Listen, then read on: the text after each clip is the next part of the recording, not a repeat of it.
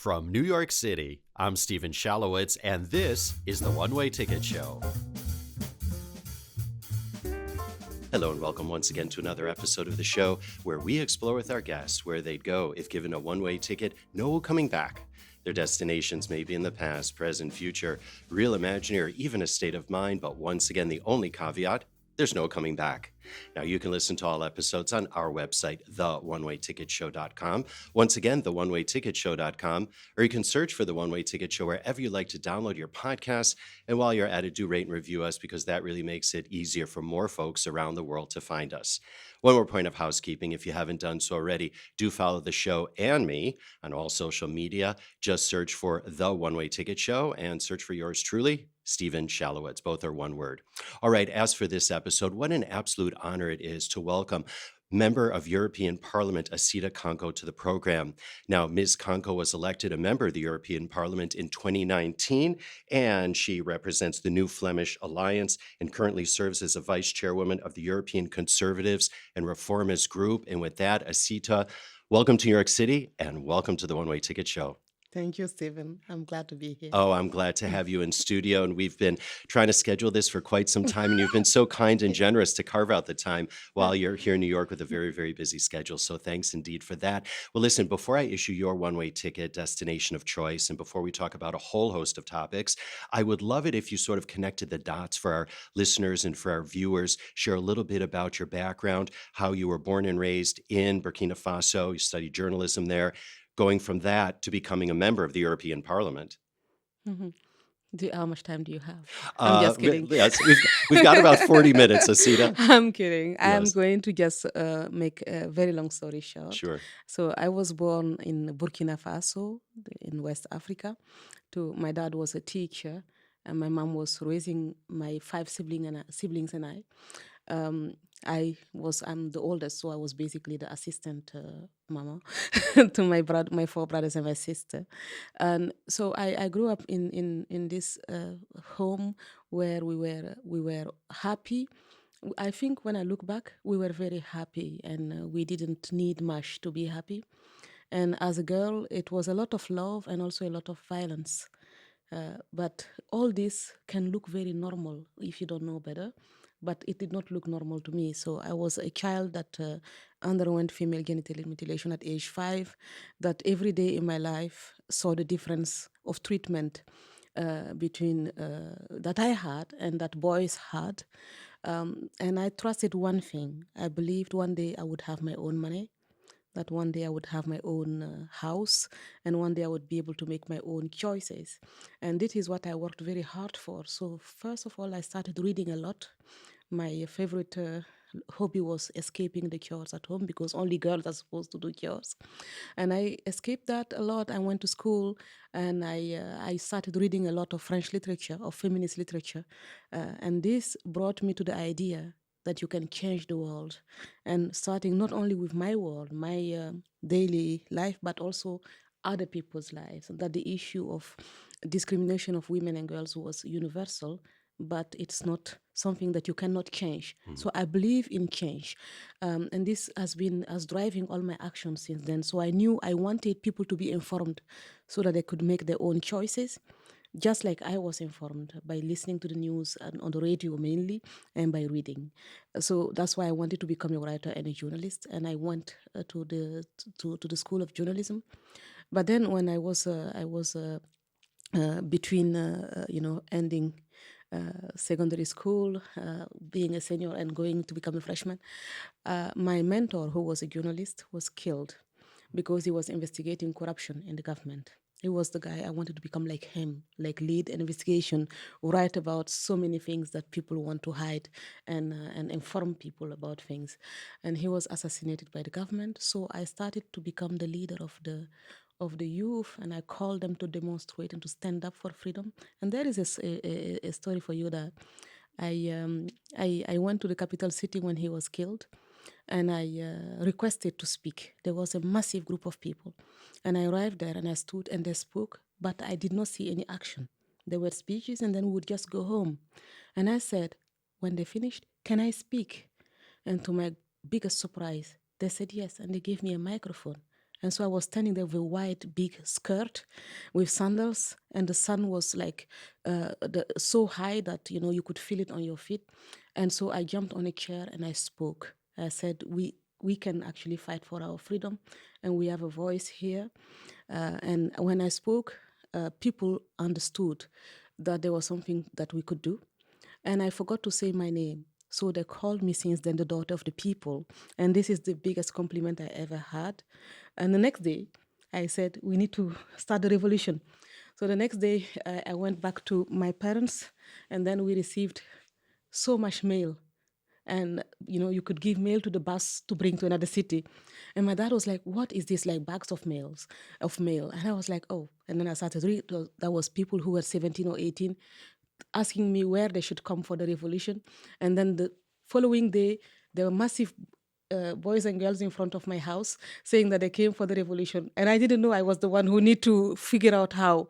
So I called them inside, and my mom just cooked for us. She could have been a very good Jewish mother. She cooked for us, and she cooked for us every day. And you know what we did? What? We listened to speeches on the radio, we had cassettes and CDs. We listened to speeches about politics, and we read Russian literature, and we read French literature, and we just read massive amount of books. And that was actually, when I look back, a kind of a revolution. That's where I come from.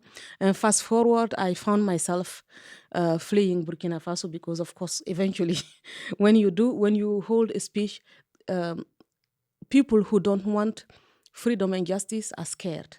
They hate speeches. And obviously, my speech was powerful. I didn't know that. So eventually, I had to leave the country, which was first a temporary plan, but at the end, I fell in love with a Belgian, and then I ended up in Belgium. I raised my daughter who is 17, and I'm now a very proud single mother because I'm divorced now, and she is amazing, and I'm very, very proud of her. That's how I ended up in Belgium, and I learned the language, and I started seeing injustice.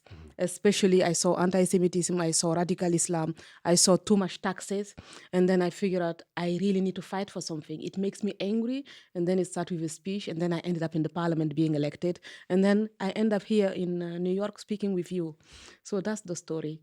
And the story is still yet to be written, Assita. There's a whole lot more. I'm sorry, but it's too long. Listen, now. It wasn't the too long. 40 minutes is finished. The 40 minutes isn't finished, but that was absolutely fascinating. So now I really understand where you get that fire from.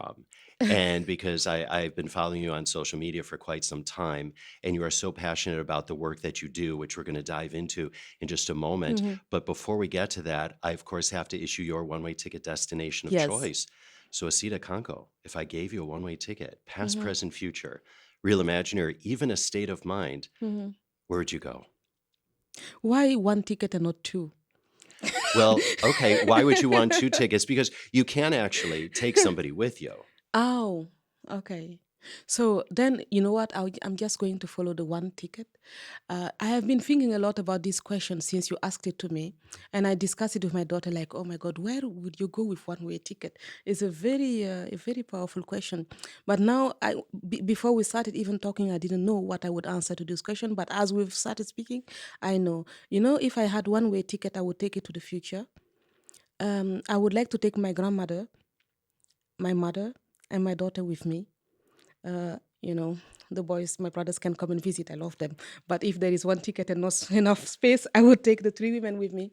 And I would live in Manhattan, and I would be a neighbor to one of my very good friends, Rina, who is here, Rina Kessenbaum.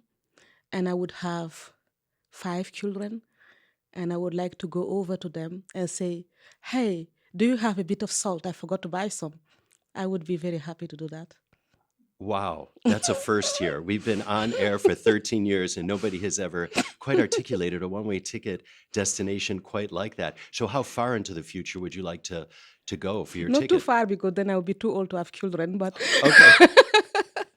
I have one So in the child, near, but I in the always near wanted to future have is what 4. you're saying. Yeah, but So I mean, it's so a you want to dream. have 4 more children? To make it, you just said 5. Yes, I wanted to have plenty of children, and be a very very busy mom with a kitchen where you never know where things are. I think that is the beauty of the families I've been seeing. When people ask me what are you fighting for, when I visit my friend Rinas here, or when I visit my friend where my daughter is staying this week in Brussels, so that I can be here. She has 4 kids. When I visit them, I uh, I realize, and I look from, as a participant but also as an observer. I find the beauty of families. Isn't this what we're fighting for? And this is what criminals want to destroy. This is what terrorists want to destroy. This is what too much disrespect for people's work and businesses also destroy. Actually, people just want to share a meal together, to smile to their kids, to do. This is the base of happiness and joy.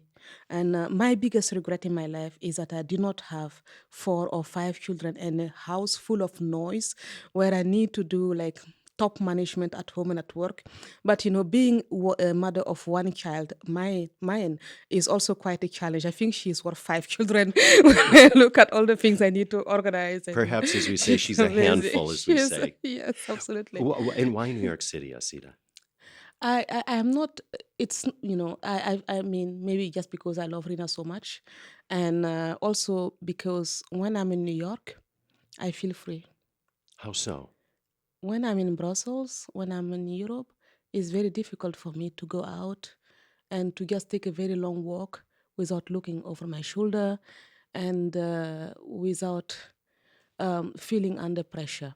Because I received, since I entered politics and since I published my first article, even before being elected, I received so much threats, very explicit threats.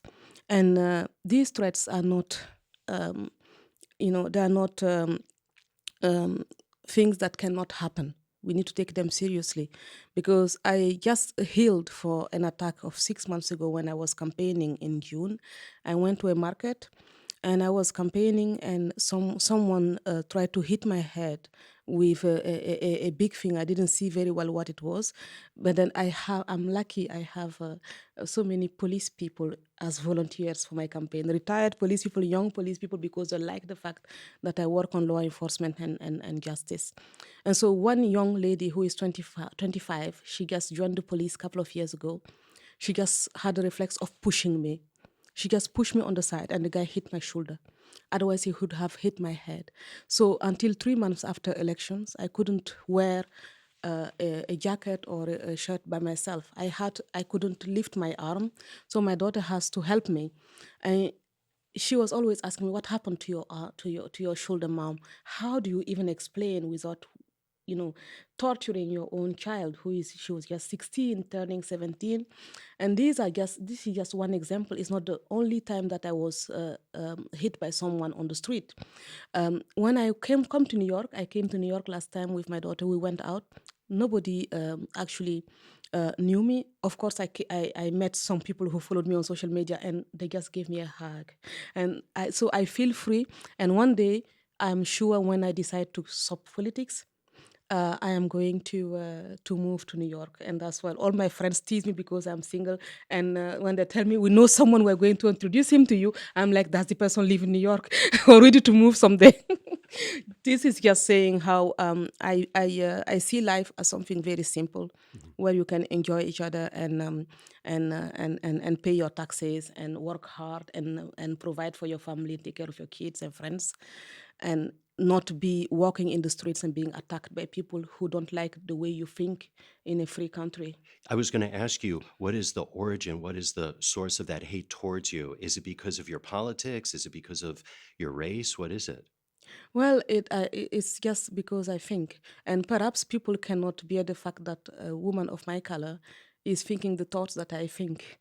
I am a center-right woman. I support the fact ideas that certain people are not ready to accept. Some people tell me, like, if you are black, you have to be socialist. I mean, I also like to pay my bills. And I think that even if you are black, your invoice doesn't tell you, as you're black, I am going to reduce myself to a smaller amount. Because And there's a yeah, stigma against yeah. women that are black and that are conservative. Absolutely. There is you thank you for summarizing that. It is like a crime to be conservative.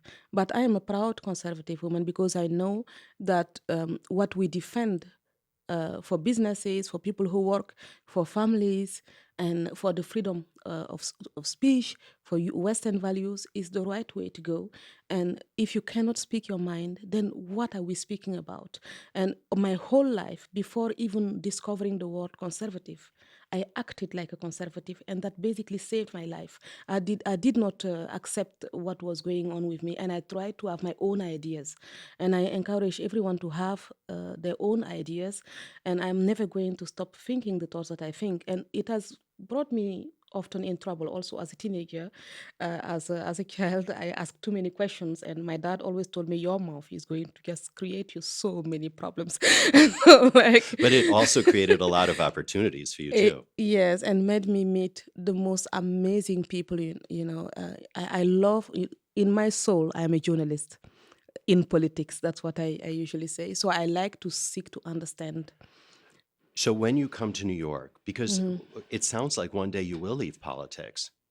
Of And course, I'm right, not planning to spend all my life in politics. right. I want in politics to change something. And when I will have the feeling that I cannot change anything anymore with politics, then I will just go away. And that's why before entering politics, I took my time also to go and earn an MBA, because I don't want to be those kind of politicians who can do nothing else except being in politics, because then you become a slave of politics. So once you come to New York, after you finish your political You are career, so sure about that. well, listen, it's your one-way ticket destination, so it has Oh, to be okay. it Yeah. has to be sure, right? Yeah. Because that's the show after all. Yeah. So once you come to New York, what would you like to do then? Would you like to go maybe into business If I or may, into journalism maybe? no, I mean, is that different? Is it different? Yeah. I ask you the question. Well, it depends. Today you're not the journalist. I'm the journalist, Assita. You're totally right, Stephen. Look, I think that if you look at someone like Oprah, Mhm. what she's doing is communication, is a bit of journalism, but it's at the same time also business. It's Um, advocacy in many it's ways, it's isn't it? just so many ways. But Yeah. I think I don't know. I did not think really through what I would like to do, but definitely I will do something that is changing people's lives, because I need the motivation that what I'm doing has an impact. So probably I would just go back to to writing. Right now I'm a columnist in the biggest Dutch newspaper every Saturday. Mhm. I might accept more columns. I might go back to writing and to investigating, to putting people's lives, to showing people's concerns and triggering change. But I'm not going to or go to business. But if this business is a business where I can help, before joining politics, I was working in business, and I was doing commercial finance and corporate finance. I was selling large equipment for mining, quarries, and construction. So when I see a Terex machine, a Boma, or whatever, I shouldn't say the brands. I'm sorry for that. When I see a big machine like driving, I really like kind of looking at it. And my daughter likes, no, mom. I just love this, the fact that you can build something with what we provide. So I think I would just go back to doing something, but whatever that is, it will be something that has an impact in people's lives. Right. No, that's definitely understandable because it really has always been a thread that Yes, has carried out throughout yes. your entire life, really going back Hmm. to, as you said, your student days when you were in Burkina Faso. Yeah. Well, let me just say that we have the red carpet rolled out for you anytime you want to come here to New York City, all right? On your Thank one-way you. ticket destination with your daughter, your mother, and your grandmother, as you said, for any time in the future. So you're always welcome here in New York City and indeed here on the One-Way Ticket Show. Well, listen, apart from your one-way ticket destination of choice, there's a bunch of other Thank you. bases that I'd love to cover, actually, and Hmm. one of which is actually your work in terms of women's rights, because I read that you said you joined politics to fight for free speech, women's rights, and tackle organized crime. And I'd Indeed. like to focus on women's rights for a moment, particularly your work in shedding light on rape as a weapon of war. And it's Hmm. horrific that at this day and age, whether it's the October 7th terrorist attack on Israel, whether it's the Congo, the Yazidis, the women that were coming across our southern Hmm. border, for example, here in the United States, rape is continuously used. So where do Yeah. we stand on that and how do we combat that, Assita? Look, I think it's a battle that we are very far from winning for the moment. There is so much to do, and rape, to tackle rape as a weapon of war. Um, but in my view, rape is always also actually a weapon of war because there is a global war waged against women. How many teenagers are harassed in the streets? Recently, even only this year, at least so many girls were killed when they went back from school in Paris from the university in the Bois de Boulogne. One was killed and even raped, killed, and buried. In the city where I'm coming from, there is a mother who went in the morning jogging and she was raped, attacked, and raped. How do we let our daughters go outside at dawn and go for a run? I just want a world where this is possible without being in danger. That's why we need to fight for security, for law enforcement, and fight for education, and make sure that nobody gets away with crime. Speaking of rape as a weapon of war, when you look at the situation of women of Sudan, the women of Congo, the women in Israel on October 7 is the most striking evidence that rape as a weapon of war is not treated the same way everywhere. I can never forget or stop fighting against those who act as if it did not happen, as if these women were not raped, mutilated, and humiliated, and their soul actually ripped off. And it's their families, it's someone's child, only to show cruelty, just and still have support of people. How can someone even support anyone who does something like that? So this is, the image of that is the body of Shani Look on the lorry, on the truck with the man speeding on her, and it revealed something to me, like anyone who called themselves a feminist and did not call out what Hamas did in Israel is not a feminist and is not even supporting human beings in general, because when it comes to who the victim is or who the perpetrator is, they do not speak anymore. Because the victim is a Jewish woman, they will say nothing. And because the one who did it is a radical Muslim, they will not say it. If it was like a random white guy, then they would say it's just racism and anti-Semitism and submission to radical Islam. I grew up with a Muslim background before deciding to be secular, and I think whoever calls this out as that an Islamophobic is just someone who should think again. It's making me so angry that we still need to discuss how to protect women against radical Islam and how to treat all women equally.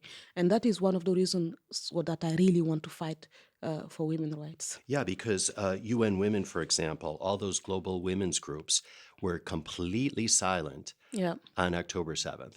they still are. Yeah. Every day when I meet women who are in this category of advocacy, I don't know who they are fighting for. I think they're just fighting for their own salary. And I want to say something that I was discussing today with a friend. Did you, I never, maybe other people did, I never woke up in the morning and met someone who said, today I woke up and my biggest dream is to go and work for UN Women. I never saw someone who said that. But what they say is individual names, women who build businesses, women who fight for justice, women who do something. So UN Women is even not inspiring girls today to grow up and do something. So, I mean, when you go there, what do? You just find a place where you have a salary and then you do nothing, you comply, you do what is cool, and you are not fighting for what actually is behind the existence of the UN, which was to create something global that could be good for all people. And this is just the biggest form of discrimination. Is completely disgusting, and that's why I believe we need to defund certain organizations and put the money where it can help for change. In the United Nations. In the United Nations. I don't Right. know why UNRWA still exists, and I don't know why UN Women still exists, where we could do something else with the money. I am very sensitive with what you use people's money to do. When you work hard, you pay taxes, and then the government can waste your money. And the EU, where I'm from, is the biggest organization that wastes money to give to people who don't deserve it, to do things to us that we do not deserve, and to sustain themselves. So they need to keep paying salaries to say nonsense and to exist and say in a business produce nothing, and that cost money in society. And I think it's just a useless organization, needs to be reformed. Well, Assita, I have to congratulate you because the Allgemeiner named you as one of the top 100 people positively influencing Jewish life in 2024. You joined others, including Israeli Prime Minister Benjamin Netanyahu, Israeli President Isaac Herzog, U.S. President Donald Trump, and other luminaries. So really, congratulations and congratulations And thank you for speaking out on behalf of Israel and the Jewish people. And share, if you would, your background behind your staunch support for the state of Israel. Well, I think that Israel has a right to exist. It would be people who say that Israel does not. It's linked to history. But even if someone came to Belgium, I'm Belgian, and told Belgium that Belgium cannot exist, I bet the Belgians are going to be very furious. You cannot just erase people and say that they cannot exist. By saying that Israel cannot exist, um, when I see the so-called pro-Palestinian people who demonstrate in the capitals of Europe, they say that they are supporting Palestinians, but they're just supporting their own useless contribution to politics just to feed themselves. They don't even know where Palestine is. They don't care about Palestinians. They don't care about Jewish people. They just want propaganda to survive, to get the votes and continue earning money and then doing nothing. So when I see all these people, I'm like, if you say that Israel cannot exist, then you mean that every family, I talked about families earlier, I'm very sensitive to families. I come from a big family. We had our challenges, but it was a warm place for me. When I see a family, I cannot accept that someone destroys it. And when they say Israel cannot exist and the Jewish people cannot exist, what are they exactly saying? That every Jewish family you can imagine having dinner or having Shabbat or having breakfast is actually what they literally say that should not exist anymore. That's what they are saying. That's what we need to realize. And when are we ready to accept that? We cannot accept that. That's why I think we need to act. And I believe that we cannot accept as Europeans any person who would like to erase a country just out of hatred. They need to make sure that everyone can live together. If Hamas did not go in and kill people, then we should still be like on October 6th. And so, what's that like for you when you get up there at the European Parliament and you support Israel, and then you leave the stage, and then you have to interact with your colleagues that don't share the same point of view? Well, I feel that that in my body, in my mind, I feel a very big strength and fragility. And the strength is the power of what I believe.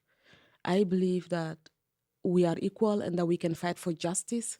And so I'm not scared to interact with people who disagree and to actually ask more questions. So they just risk getting more questions from me. That's basically what they risk. But You're a when journalist at heart, right? and I try to understand how can I say more and how can I change this. So I like to. It's more a quest for the truth and for more. And when I stand in front of this group, sometimes I see hatred in certain eyes or despise. People look at you like you don't know what you're doing. You even don't. Someone told me one day that I should remember that I'm black. And I was like, I know every day when I look in the mirror, but I don't care about that detail because I'm just a human being like everyone else. And I mean, it's like if you could, it's very difficult sometimes. But when I do something, there is always a reason behind why I want to fight. So when I stand in front of the plenary and someone look at me with hatred, I will imagine the mother or the father, taking care of the children. And I know that it's for them that I'm fighting, so I'm not scared at all. You're a brave woman. Listen, I heard you say that the most important issue nobody's talking about is in the Sahel region between Russia and China. Yes. Would you enlighten us? Well, you are so well informed. I try. Listen, coming from a fellow journalist, I appreciate the compliment. Look, I think I also spoke about this in the Foreign Affairs Committee in the European Parliament past term, and now I still keep speaking about this. We have a blind spot on foreign affairs. We are looking at Ukraine. It's very important to look at Ukraine. We are looking at the Middle East. This is very, very important to look at the Middle East. But we are not looking at the rest of the of the table of the global of the geopolitical table, because the countries that are currently destroying Ukraine and that are currently destroying the Middle East are the same countries that are also active in the Sahel region. And I grew up in the Sahel region, and where the environment I grew up in was aggressive to women, but generally secular. There was no radical Islam. Now you have that. You have radical Islam in Burkina Faso, in Mali, all the neighborhood. You have Russia there. and that is for resources, for gold. We have a lot of gold in Burkina Faso, and in the other countries, you also in West Africa, you also have in the Sahel, you also have critical raw materials they need, and you have China there, and you have the EU that comes and say we are doing development aid. I mean, the aid didn't change anything since the 70s. Please wake up, EU. You're doing corruption support, and then China comes and say we are doing business, but what they're doing is not business, new imperialism. And then Russia comes and say, oh, we are actually supporting the army. No, they're just sending the Wagner Group people and other terrorists into the country to take over the countries politically and then control them. And who do they want to control at the end when you control a big part of everyone who can vote at the UN? Who can vote at international conventions, who are actually taking so much money from Europe and who are not far, then you are controlling the West. So the US and Europe should widen the way that they see and don't take their eyes off this area. Is also a lot of business that is going away because we have many companies from Europe and the US doing business with companies there, and the credit risk and the political risk is just going so high that you cannot do business anymore. As they say, the Chinese and the Russians are playing chess while we're playing checkers. I think so. We are even not playing yet. We're just trying to wake up and start. Yeah. When was it? 2 weeks ago, I came back from Guinea-Bissau, and in the capital, Bissau, the Chinese built the new parliament building. They built the port. They have businesses left, right, and center there. Everything. And again, we all have nothing in that part of the world, indeed. Going back to Europe, though, in a speech before the European Parliament, you said, quote, "We are weak because we neglected our potential power because by not investing enough or soon enough in defense and industry," you're talking about in Europe, "we Yes. gave up the right to be respected. We abandoned our primary duty, which is to provide security and pride to our citizens." And then you went on to say that President Trump, in many ways, really woke up Europe, has shaken up Europe. And I'm wondering if you can shed some light on that, Assita. Yes, indeed, because Europe was transactional at the beginning.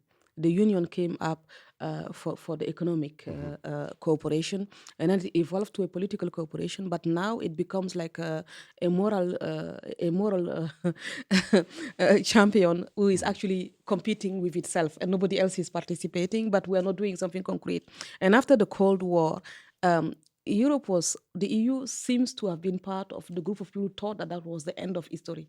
But it's not. Life continued and challenges continue. So the way in which Trump woke up this current EU that stopped investing in its industry and it's fighting for its values, giving respect and pride to its citizens, and having a real defense industry and defense capabilities, is telling Europe that America is not going to pay for it. And I don't know why Europe is angry. I mean, if someone has been paying for you all the time, why don't you say, thank you so much for all the years you paid for me? Why are you angry that they're not going to pay for you in the future because you did not take care of yourself? So I see it's a wake-up call. He's telling, like, you need to do it yourself. And that's why I say, we are grown up enough to know that there is not such thing as a free lunch. So we should have known that one day we need to pay it. So I don't know why they're angry, and we need to invest. We need to invest to earn respect. How prevalent is that opinion amongst the halls of European power? Well, it's not very popular.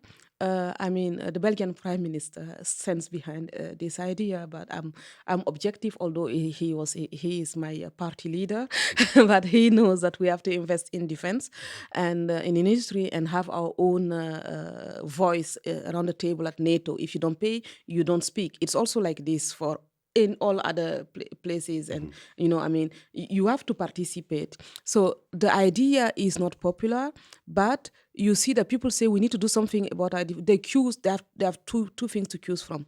Either we need to invest in defense, or we need to hate the US president. I mean, how do you evolve by hating someone else's president who is just defending his own country? So we need to just do what we need to do and take responsibility. Stop hiding behind foreign people to pretend that we are doing our job. I guess we'll just continue arguing for this. All right. Well, listen, as we wind down the conversation on a much lighter note, and just very briefly, you're living in Belgium. You're a Belgian citizen. What's Yes. the one thing or one experience someone needs to do while they're in Belgium? Well, when you are in Belgium, there are so many things you could do, But one thing I would advise you to do is to go to the seaside and have lunch. And if you have time, come and visit me in the European Parliament and I show you around. Oh, right. It's a deal. Assita Kanko, we're going to leave it right there. This has been such a joy, so fascinating. And we want to thank you so much for joining us here on the One Way Ticket Show. We look forward to a round 2. How's that? That sounds great. Thank you very much, Before you Stephen. make your one-way ticket to New York City, okay? Because I know that you're going to be having to do a whole lot more work at the European Parliament. So anyway, so thanks so much for joining us. And we'll indeed have a link and information about European parliamentarian Assita Kanko on the show notes page of this very episode on our website, theonewayticketshow.com. And no matter where you are in the world, whether it's in Belgium or even here in New York City, Assita Kanko's one-way ticket destination of choice, do shoot me an email, Steven@theonewayticketshow.com. Once again, Steven@theonewayticketshow.com. Do share your one-way ticket destination of choice, or let's even arrange a call and chat because I'm always up for a great conversation. Meantime, it's a wrap for the One-Way Ticket Show. For Assita Kanko and the entire crew, I'm Steven Shalowitz, and we'll see you next time